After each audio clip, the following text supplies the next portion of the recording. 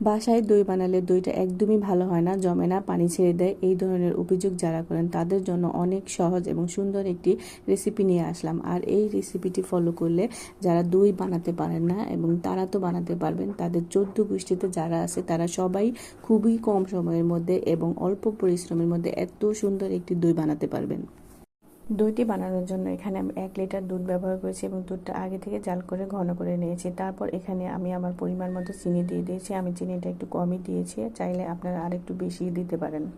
দুধ জাল হয়ে গেলে আমি চুলাটা বন্ধ করে দুধটা একটু ঠান্ডা করে নিয়েছি। তারপর এখানে আমি দিয়ে দিয়েছিলাম 2 টেবিল চামচের মতো বীজ। মনে রাখবেন, দুধটা একদম গরম অবস্থায় বীজটা দেওয়া যাবে না। যখন দুধটি হাতে সহনীয় পর্যায়ে হয়ে আসবে তখনই আপনারা বীজ ব্যবহার করবেন।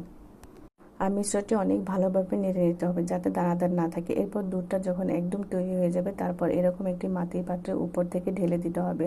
ও আরেকটা কথা, আমি দইয়ের পাতিলটিতে আগে থেকে একটু বীজটা মেখে দিয়েছিলাম গায়ের মধ্যে, যাতে দইটা অনেক সুন্দরভাবে জমে যায়।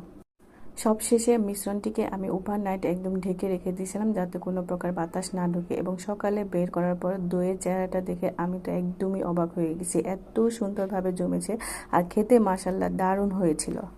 তো এই তো আমার দই বানানো শেষ। তো ভিডিওটি কেমন লাগলো অবশ্যই জানাবেন, আর ভালো লাগলে ভিডিওটি শেয়ার করে আপনার টাইমলাইনে রেখে দিতে পারেন। আল্লাহ হাফেজ।